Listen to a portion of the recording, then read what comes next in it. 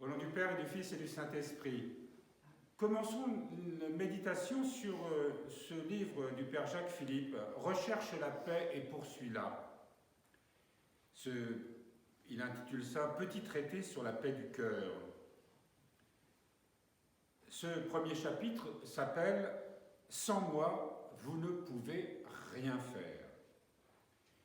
Pour comprendre combien il est fondamental pour le développement de la vie chrétienne de s'efforcer d'acquérir et de conserver le plus possible la paix du cœur, la première chose dont nous devons être bien convaincus est que tout le bien que nous pouvons faire vient de Dieu et de lui seul. Hors de moi, vous ne pouvez rien faire, a dit Jésus dans l'évangile de Jean au 15e chapitre, verset 5. Il n'a pas dit « vous ne pouvez pas faire grand-chose », mais « vous ne pouvez rien faire ». Il est essentiel pour nous d'être bien persuadés de cette vérité. Alors, précisons tout de même que nous pouvons faire des choses sans Dieu, et on en fait de nombreuses. Ce dont il est évoqué ici, c'est sur le plan spirituel, sur ce qui amène la paix, sur ce qui nous fait découvrir ce chemin extraordinaire que le Seigneur nous propose quand il nous accompagne. Humainement, on peut faire des tas de choses, évidemment, et on en fait parfois des grandes aux yeux des hommes. Mais tout ce qui est fait sans Dieu nous en éloigne. On ne témoigne pas de lui. On ne peut pas témoigner de son amour. On ne peut pas témoigner de son mystère. On ne peut pas témoigner de sa gloire. Il nous faudra souvent bien des échecs, des épreuves et des humiliations permises par Dieu pour qu'elle s'impose à nous, cette vérité. Non seulement au plan de l'intelligence, mais comme une expérience de tout l'être.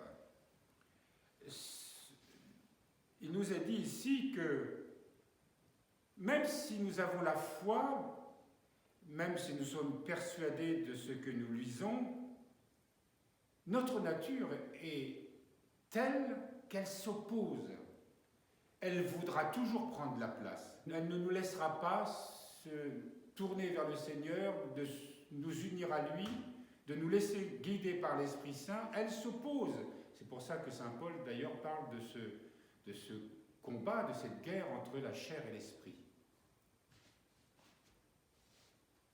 Dieu nous épargnerait, s'il le pouvait, toutes ces épreuves, mais elles sont nécessaires pour nous convaincre de notre impuissance foncière à faire le bien par nous-mêmes.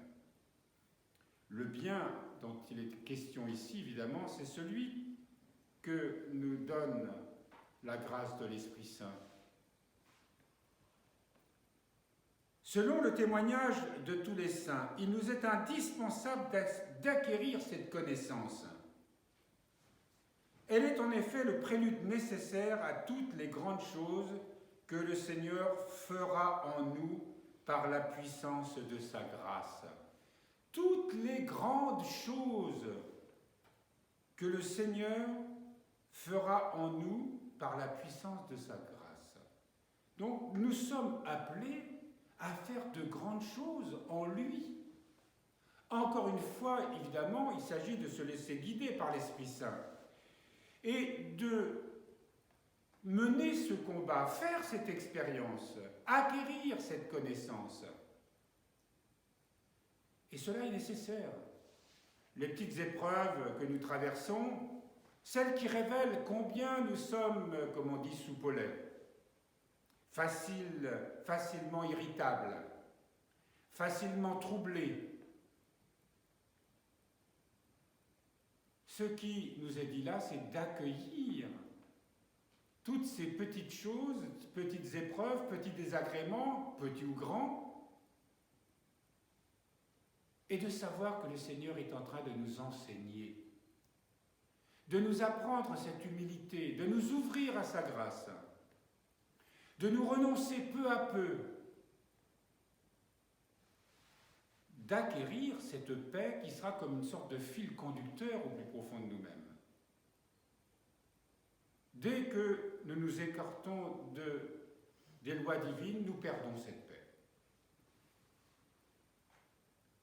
Et nous reprochons aux autres, aux événements, de l'avoir perdue, évidemment.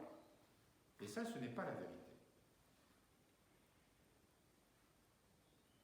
C'est pourquoi la petite Thérèse de Lisieux, disait que la plus grande chose que le Seigneur ait faite en son âme, la plus grande chose que le Seigneur ait faite en son âme, était de lui avoir montré sa petitesse, son impuissance.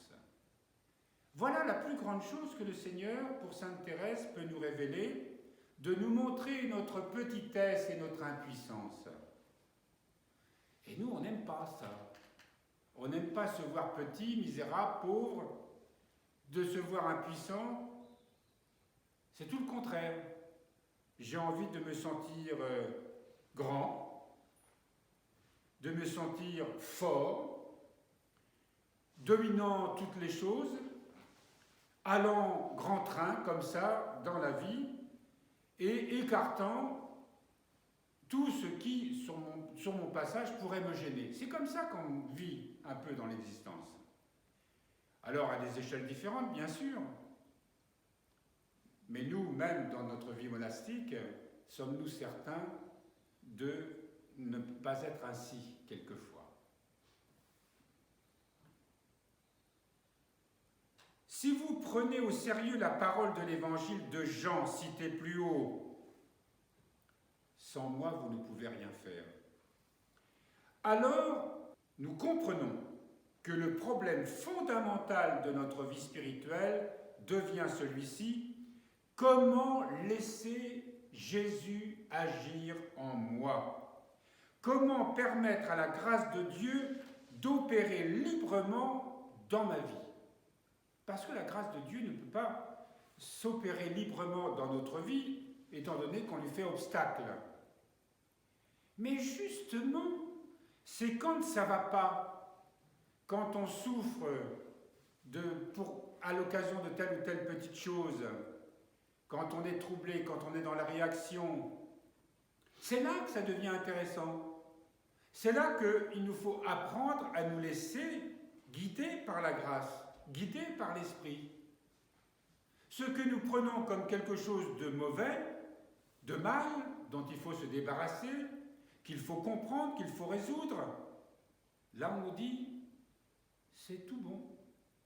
Au contraire, ce qui est en train de se passer, c'est que nous entrons dans une connaissance que le monde ne peut pas nous donner. Nous entrons sur un chemin qui est impossible à découvrir autrement que par cette voie. De se laisser comprendre comment, apprendre comment se laisser guider par l'Esprit Saint. Ce à quoi nous devons viser, ce n'est donc pas principalement à nous imposer de faire des tas de choses, si bonnes nous paraissent-elles, avec notre propre intelligence, selon nos projets, avec nos capacités, etc. Mais nous devons plutôt essayer de découvrir quelles sont les dispositions de notre âme, les attitudes profondes du cœur, les conditions spirituelles qui permettent à Dieu d'agir en nous.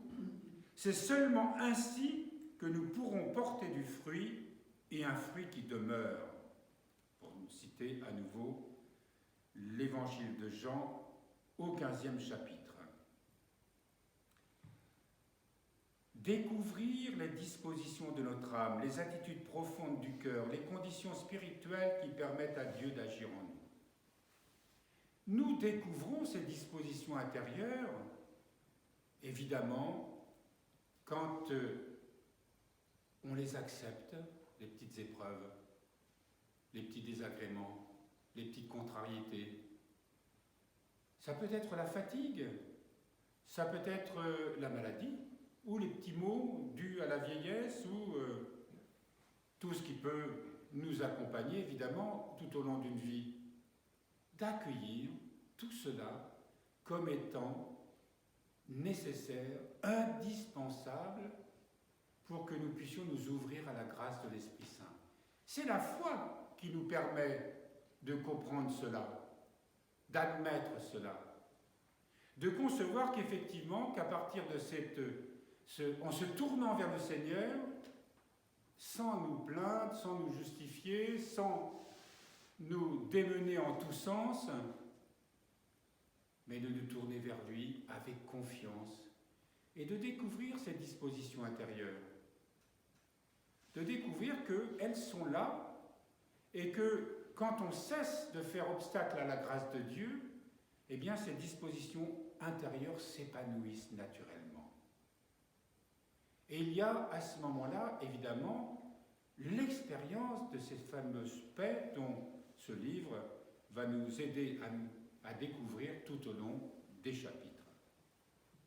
Donc voilà, chers frères et sœurs, la leçon que nous propose le Seigneur aujourd'hui, parce que à travers ce livre et mes humbles paroles, eh bien c'est se dire, aujourd'hui, le Seigneur est avec moi.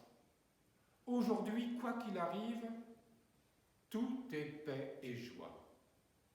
Quel que soit l'événement que nous pourrons traverser ou la petite contrariété qui viendra bousculer un peu notre confort, eh bien, c'est l'occasion de découvrir la grâce de Dieu, que Dieu me donne à travers ces petits désagréments, que Dieu permet lorsqu'elles nous viennent de l'extérieur ou même lorsqu'elles viennent tout naturellement de notre façon d'être, de nos façons de penser et de vivre, et qui nous met forcément, tôt ou tard, dans des situations difficiles. Le Christ est ressuscité. En vérité, il est ressuscité. Il est ressuscité justement parce qu'il est vivant pleinement à travers justement tout ce que je viens de vous expliquer.